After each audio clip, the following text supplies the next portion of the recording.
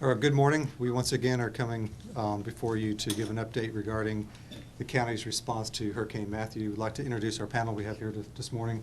Dr. John Morrow, Pitt County Public Health Director, Neil Dorsey representing the American Red Cross, Jan Elliott, our DSS Director, Alan Everett, our Emergency Management Director, Sheriff Neil Elks, and Dr. Ethan Linker, our Pitt County School Superintendent.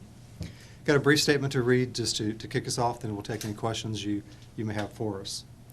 So although it's been several days since Hurricane Mathew exited our region, its lasting effects are still being felt through our community and likely will for several weeks and months to come.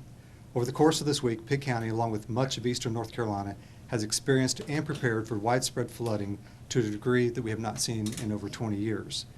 Through the tireless efforts of our emergency management team and the enduring unity of our partners, such as our municipalities and the Red Cross and other partners, we've worked together to capitalize on the brief window of time between the falling storm rains and the rising flood waters.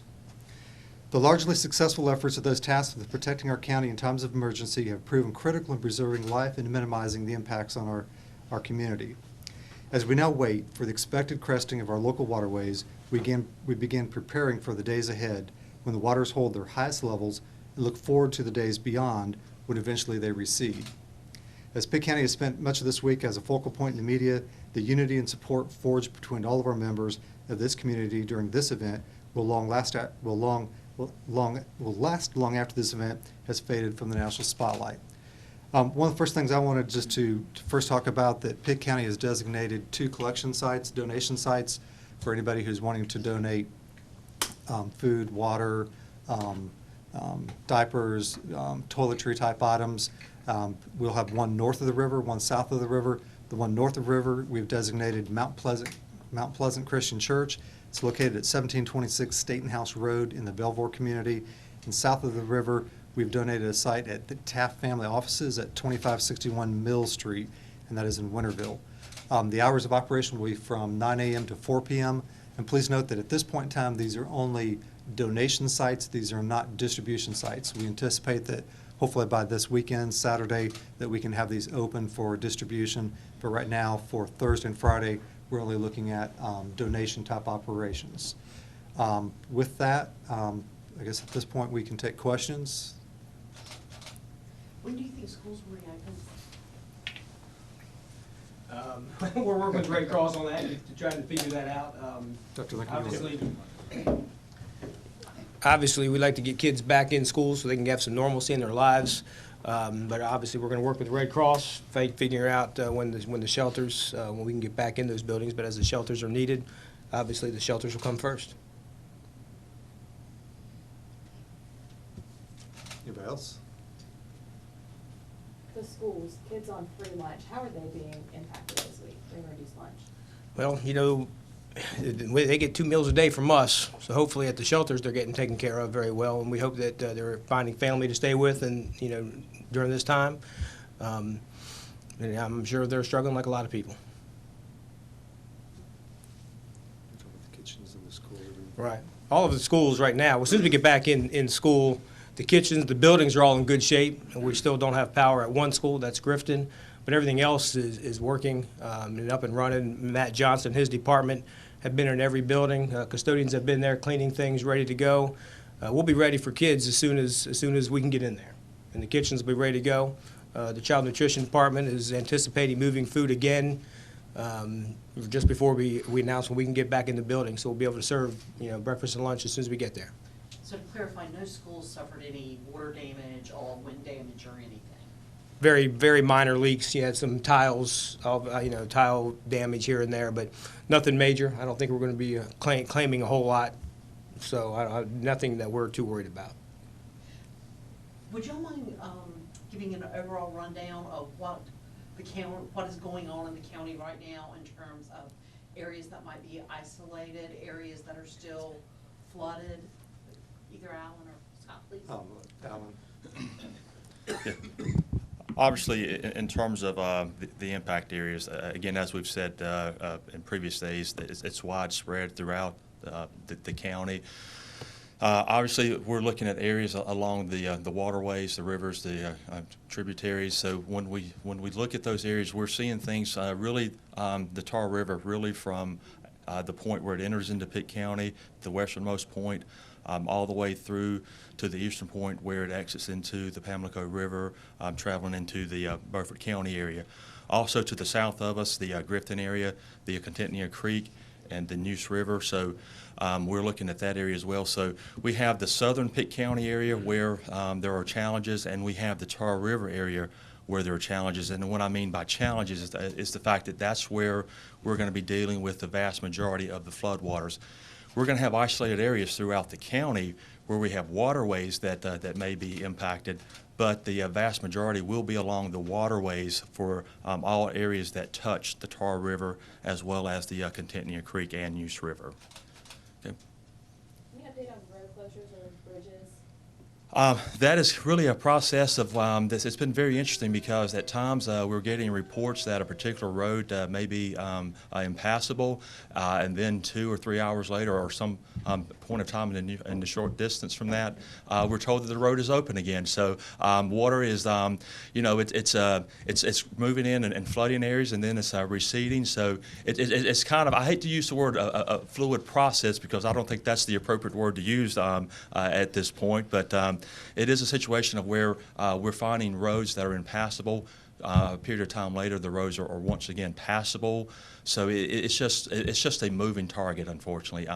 But we're trying to do our very best to provide the most up-to-date information on road closures. In our Emergency Operations Center, we have a process set up so that if someone calls into the hotline, and there's questions of roads, we have a section we refer to as infrastructure, and we have individuals there that are monitoring roads. They have the road grids, they have the power grid mapping, and from there we have our GIS section so that we can actually plot that information if there's a power outage, if there's a road outage, so that we can get that communication out, obviously being through our social media networks. And as we were discussing at our last press conference, there was actually a website link that was provided for individuals to go to and use.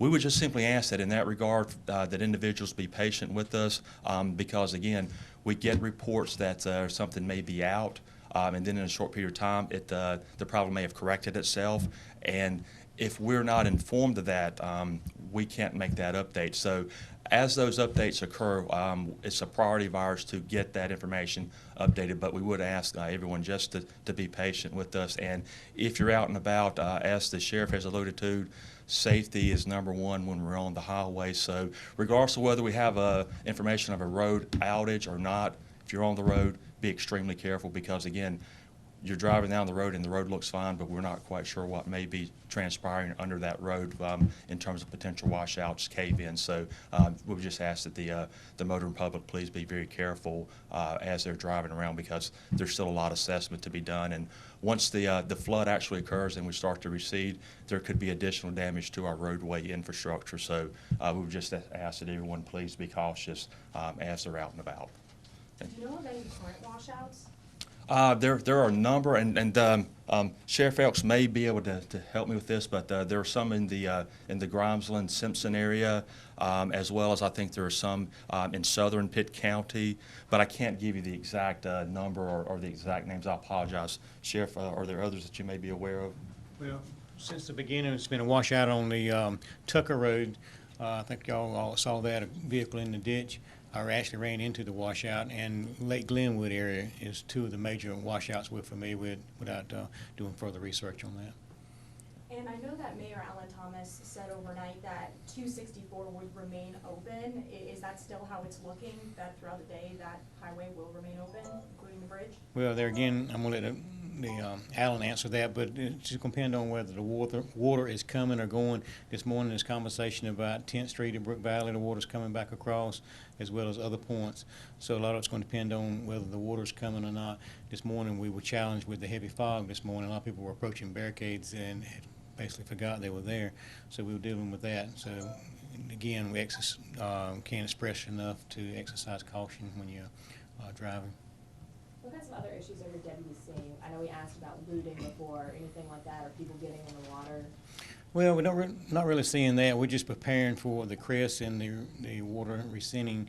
We know that we're going to have a lot of people going back to houses and flooding. Right now, we feel that we protected the houses very well, and we want to make sure we don't have a lot of widespread looting and break-ins and stuff, because we emphasize to our officers it's very important that we protect these homes while they're gone, so next time we go ask people to evacuate, they will be willing to do so, and they feel like their home is being taken care of while they're gone as best as we can. How many evacuations have you had? At this time, we really do not have a number because there have been evacuations that have been performed by the fire and EMS community, as well as we have individual swiftwater rescue teams in. People have been evacuated, but as we've said in previous press conferences, those individuals, some have since returned. So at this time, we do not have an accurate number, but that is one of the things that we're working on, is to try to get more detailed, a better number in terms of that. So at this point, I really can't give you a specific number. Can you give me an area, is it a mile that's been evacuated, like how big of an area has been evacuated? Again, it's been pretty much widespread throughout the county because as Matthew was approaching, obviously it was dumping a tremendous amount of rain, so we were into a flash flood situation pretty much throughout the entire county. So there were areas really north, west, south, and east, as well as in the center part of the city area where evacuations took place. So because of the amount of rain we had during the approach to Mathew, we really had a real significant issue with flash flooding, and that did result in rescues throughout the entire county, all portions of the county. Yeah. Oh, sorry. No, sorry. Do you know how many people were in the shelters last night? I'll let Neil. Okay. The 6:30 a.m. count, we had 259 people in the shelters. All five total? All 5 total, yes. I had someone ask on, I'm on Facebook Live right now, are shelters taking donations, and if so, what?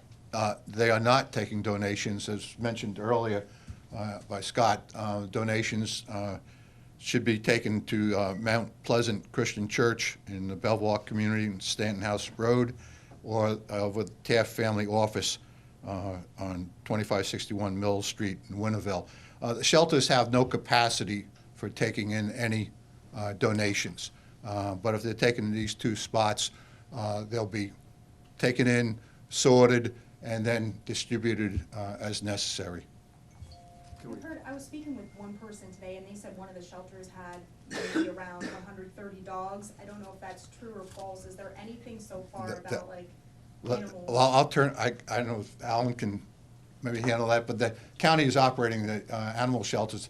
And last time I heard, they had about 200 animals there, but Yeah, I don't know. The county manager's been helping me with Okay. that. Yes, the animal shelter does have about a census of about 200 different dogs at the shelter. We've actually expanded into the farmer's market, which is adjacent to it, as our emergency temporary space. We're asking the public, unless it's absolutely necessary, please do not bring your dog to the shelter. If you have family, friends, relatives that the dog can be housed at, please go there. We did have somebody in Greenville that did offer free sheltering. If anybody has for pets, if you have any questions, call our EOC, Emergency Operations Center, at 902-3999. Also, as a resource, you can go to the county's website at www.pittcountync./Mathew in terms of volunteering opportunities and such. We did want to present some information regarding food stamps and replacement of food stamps. Our DSS Director, Jan Elliott, wanted to cover that with the media this morning. Jan? What I can say to you is that we are starting to take applications, and have been several days this week already, for replacement food stamps. This is for folks who are currently receiving food stamps who may have had a loss of food during the storm. And so we are doing that at our main site, which is 203 Government Circle in Greenville. So you can complete an affidavit regarding that loss. And you need to do that within 10 days from the date of the food loss in order to receive that replacement. And if 203 Government Circle becomes inundated, then we'll figure something out and let everybody know.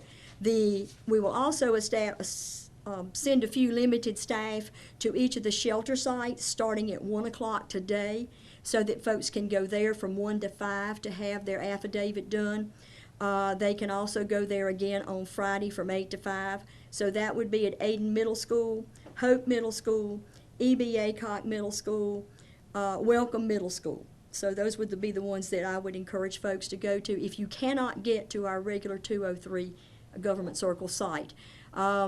We can also take some applications in our building here at 1717 West 5th Street, but the majority of staff who do this are at the Government Circle site. The other thing I would say is if you're unable to reach these locations, you can call us at 902-1110, and staff can record their basic information in order to protect that 10-day date, and then we can get the affidavit to them later. The other thing I would like to say is there has been no decision at this point about disaster food stamps for those folks who are not currently receiving food stamps. That decision will be made probably in the next week, and hopefully we can get that word out then as to when and how to apply for those. But right now, no disaster food stamps for folks who are not currently receiving food stamps. Oh, the other thing, if anybody does want to apply for food stamps, you can do it at the 203 Government Circle location, or you can go to the website, which is https://epassnc.gov/ or you can call the office and we will mail you an application so that you can do that if you are not currently receiving food stamps and want to apply.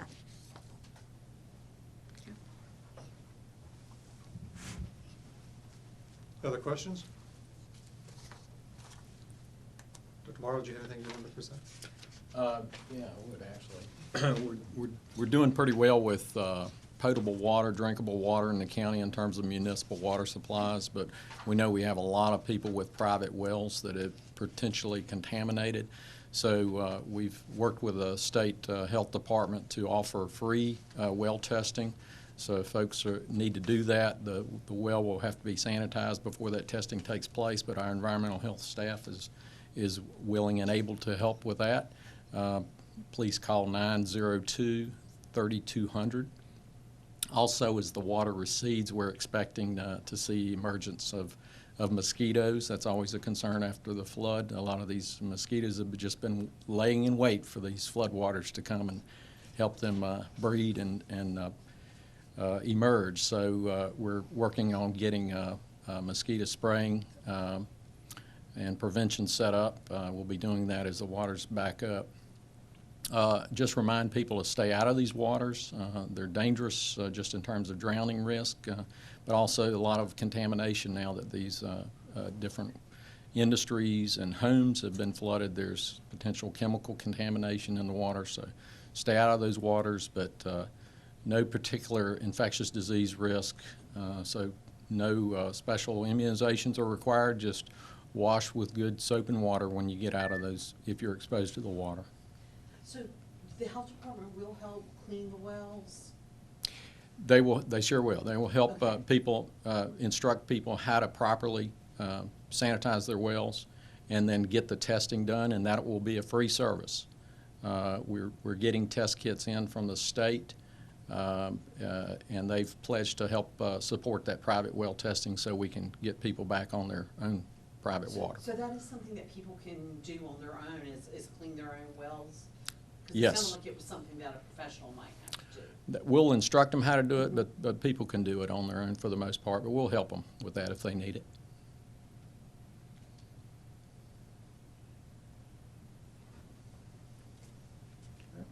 One other item, I know this has got a lot of media coverage and is out there, but FEMA, the Federal Emergency Management Agency, did put out a news release a few days ago encouraging residents within Pitt County as well as some of our surrounding counties to register for federal assistance.